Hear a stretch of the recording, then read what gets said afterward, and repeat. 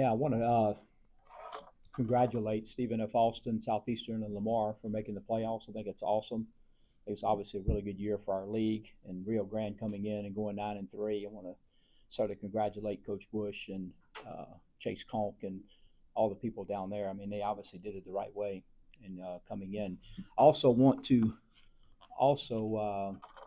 know, not necessarily thank because but want to certainly recognize and appreciate the class and utmost class that Lamar showed to us. And I understand. I'm not sure what happened, but there's been some stuff in the past.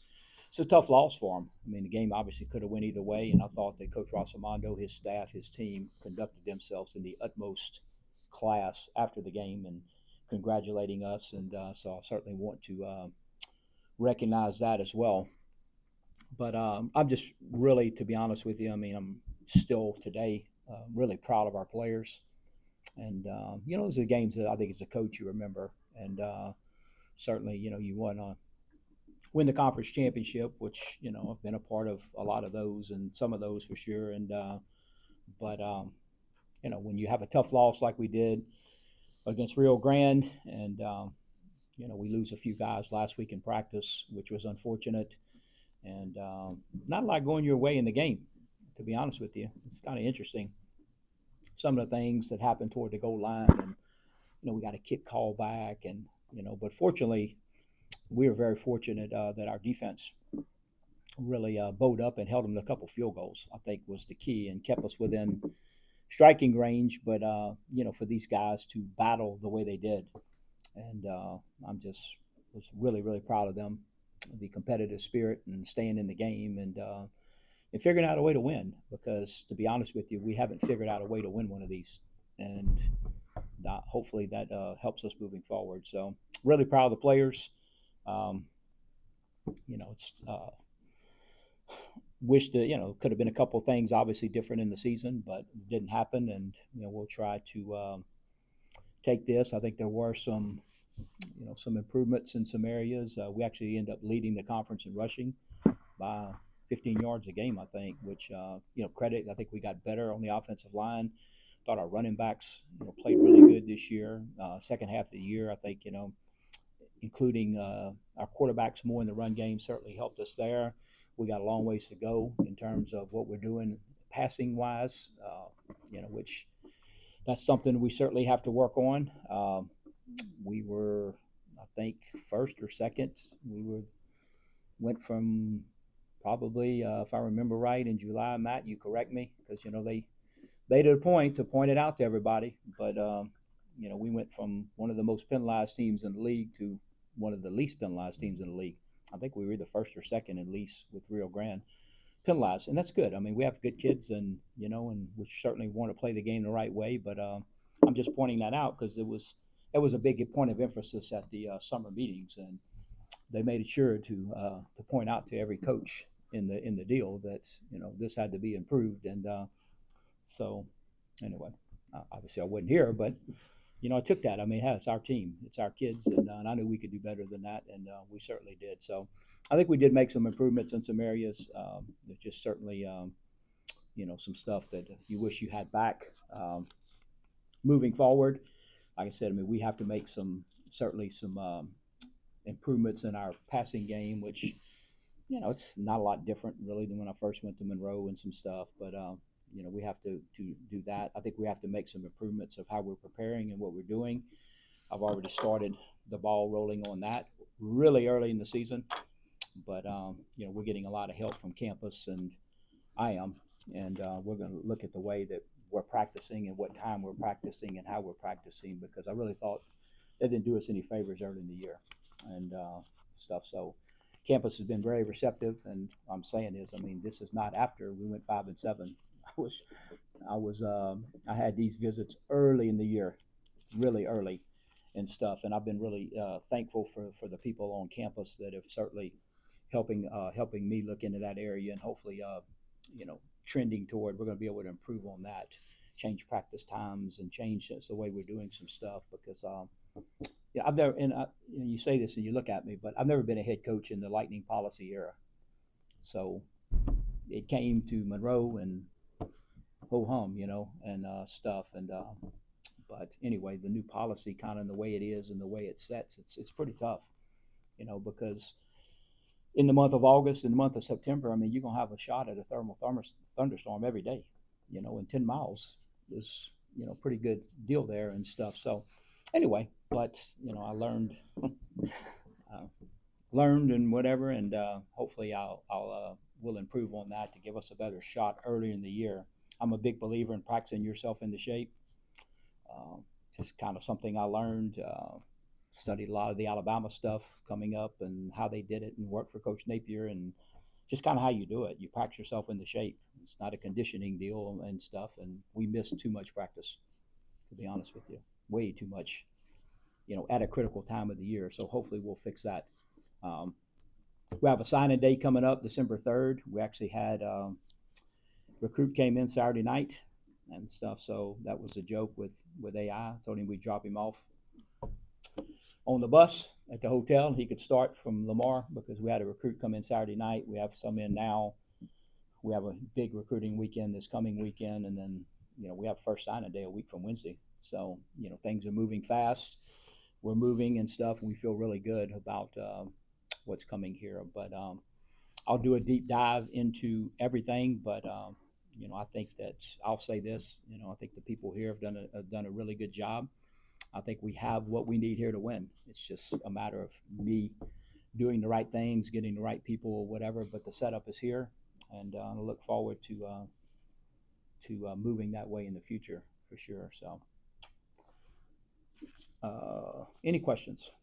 Let's start with, were you able to communicate to the powers to be about the missed practice time and the possibility of an indoor arena or an indoor facility? The indoor facility is not never. It's not been brought up by me. I mean, that's something that's whatever. It's just the being able to possibly do more of this.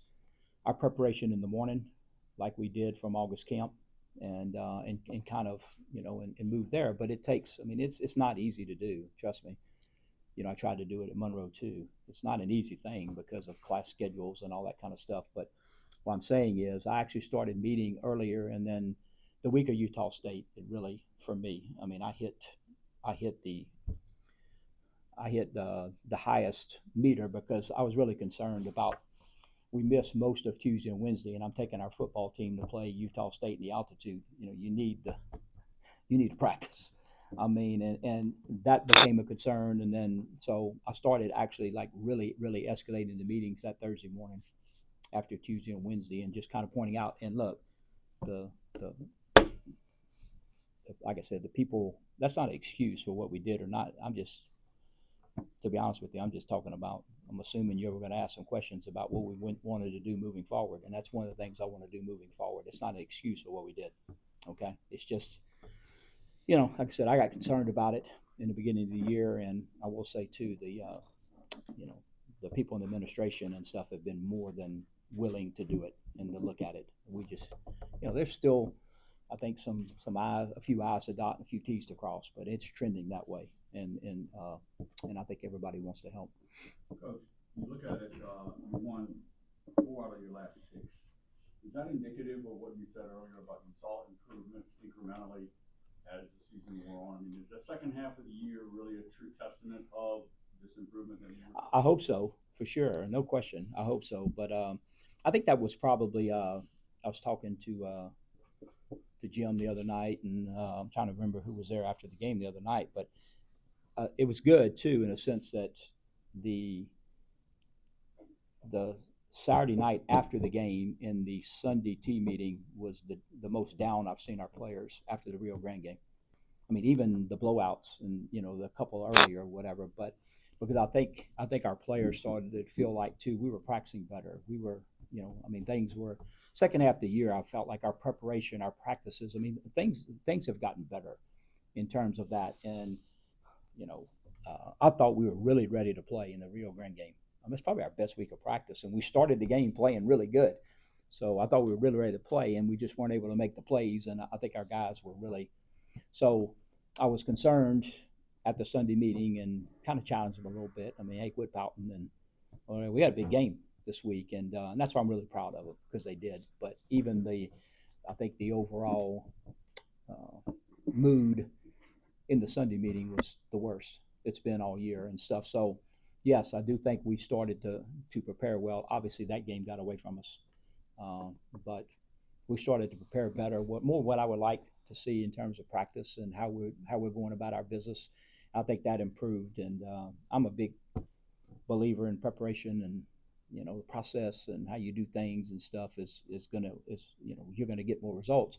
And I've always said that. I mean, if you do what you're supposed to do and you learn how to practice and you learn about the process and all that, and you do all those things, you're not gonna win them all, but you're gonna win more than you lose for sure and stuff. So I was proud of that, and hopefully we continue on that trend. When you look at that, you keep referring to Rio Grande. Is it Nichols and Rio Grande that kind of puts that burr under your saddle? No, Nichols does. I have zero problem with Rio Grande. Zero. Our kids played hard, played the way we want to play. Look, if you don't make a play or two, that's on me, that's on whoever. But I'm trying to, what I want to do with the program and stuff is get our kids to compete the way that I think we should compete and the way we should prepare in each and every week. So the Rio Grande game, yeah, I mean, I wish we would have completed a pass in the red zone. I wish we would have did this or I would, whatever. I mean, that's football, but to me, but the Nichols game, I think comparing those two games is, it's night and day. We didn't play in the Nichols game, but we played in that game. It just didn't happen. The you mentioned the fact that you want to clean up the passing game. Did you see enough from all of your quarterbacks this year to be decided on that, or is that something you'll look at? That's something we got to look at for sure. I mean, that's something I look. I mean, we're in the process of, we're going to do player evaluations and meet with the players, and I'm going to meet obviously with the staff and everybody. I gave the coaches off yesterday, so because they haven't had a Sunday off. Well, I say off when we were recruiting, but I'm talking about off from football. And then we have recruits in now, and so we haven't like sat down and did this. And if things go right, I want them to be able to go home Wednesday and Thursday, for Thanksgiving, and I think I'm going to go home, and then because we got to be back here Friday for a big recruiting weekend. So all these conversations will take place, really start to take place. To be honest with you, Jim, it's hard for me to believe too the way the schedule's changed, but all this will start after signing day. So right now, I mean, we're focused on, how many, can we get the right guys and who we can get signed next Wednesday. And then after that, I'm going to start looking at all this other stuff.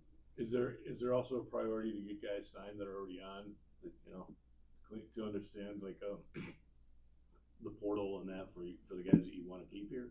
Yeah, I mean, we're having conversations here, and we're going to have conversations. We're not actually going to have exit meetings, so to speak, until next Monday and stuff, and because of the way the recruiting schedule is, and me personally, I like to take a step back or two. I never want frustration or tired or anything like that to weigh in on basically anything that I do and stuff. So the way the schedule is, our players have class today and tomorrow, but a lot of them have online classes. We had a team meeting today, and we're doing everything we can to keep them here. Last year when I got the job, we had guys left from Thanksgiving and never came back. So my job now is I want everybody here today at 3:00.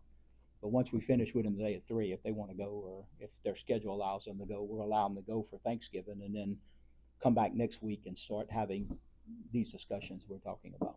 Some of the development looked like the last couple of games we saw more from Curtis, saw more from Makai Paris. It seemed like they were starting to get healthy. Was part of that development you're talking about, getting those guys and guys like that healthy? It certainly helped and stuff, and it's just been unfortunate since I've been here. I mean, Curtis missed the whole spring with the shoulder, and then started kind of coming back a little bit in the summer. And then he had a pretty significant hamstring, toward the end of camp, and then now he's got, so, and then I think getting Makai back, and stuff and back going, but yeah, hopefully that trend will continue, with those guys trending upward. Do you have to wait almost until the December court case to see who you have coming back and who you don't? I'm not making any on that and stuff, but yeah, that's interesting. Because I mean, it was trending, I thought, another way during this season. Just judging by, especially when the some of the more prominent Power Four coaches came out in favor of it because of the 10. I think in years past, and I was on the NCAA rule committee for 4 years. This has been the 5-year rule was first introduced by Todd Berry in 2017. Okay, and I was on the rules committee, and but I think up until now, at that time the Power Four, I mean they were okay, but like weren't really. But when they started pushing it because of the roster limit to 105, well, it would help if everybody could participate, and so they started jumping on board. I mean, I heard Dabo Sweeney, I heard James Franklin, I heard Kirby Smart. I mean, people came out like, yeah, and I think, don't you agree, AI is because of the 105? I mean, like, hey, yeah, whoa, whoa, I mean, this could help us out. And so I thought it was trending in that way. And then when it didn't, so anyway, I'm not making any more predictions. Let's put it that way. So, Coach, what's your gut feeling, you and AI, in regards to amount of players that might jump into the portal? I think last year there were 4 or 5 roughly. last Do you year, worry about that? Do you have a gut feeling of we had about 20 last year. Was it 20? Yeah. Okay. Oh, I have no idea. I mean, there's you always, you hear, some chatter and this and that, but I just think it's the it's the landscape of what we live in now. I mean, I don't. That's just it. I mean, I don't know what to do about it. I just think there's an opportunity now for players, and certainly we're going to talk to them and encourage them to stay and do all that, and and to be honest with you, I mean, I was told by one of our booster members that I didn't do a lot to try to keep the ones last year. That's 100% false. Number one, I didn't beat half of them. When I got here, I mean, half the team was here. And, so yeah, I'm getting on the phone and I'm watching. The interesting thing last year when I got the job, we had a signing day like the next day or two. So, we were trying to sign guys and I was trying to do all this stuff. And then, then I started getting in and, well, who's on the board? Well, who left? And then you start getting into that. So I actually got on the phone and contacted everybody who was in the portal and told them, hey, and stuff. And most of them, I say most of them, they were all great kids, and well, coach, but by the time I actually got the job, now the schedule is a little different this year. It's been pushed back a little bit. But when I got the job last year, this Monday after Thanksgiving, we were in finals and stuff. So when I was all excited to get to meet the team and I got in there and looking around and where's everybody at? Well, coach, they gone. So because you have Wednesday, Thursday, Friday all for Thanksgiving, and like I said, a lot of our kids left and never came back and stuff. So that was interesting. I think trying to do it by phone, trying to, hey, by the way, I'm Coach Viator. How you doing? I'm the new coach. And it's almost like recruiting calls that you're calling people in California, Arizona, Florida. I mean, they were all over the country and stuff. But hopefully it'll be a little bit different this year. At least I can maybe get in front of them and talk to them. You've talked throughout the year at various times. You've been very supportive, very complimentary of the staff. You seem to have a good cohesion with the staff. Do you anticipate any staff changes? Or do you anticipate this rolling over? Yeah, I mean, that's stuff that I'll, I'm not certainly in any shape right now or whatever to speak on. I have to think through stuff like that. I mean, I don't just walk in and do it, but I mean, I have to evaluate, I think, everything, from A to Z in terms of what we're doing, support staff, how we're doing it and stuff. And, and some stuff I'll do and have a meeting too with our athletic director and, with our deputy athletic director. And I mean, we'll sit down and we're going to look at stuff. And that's just part of the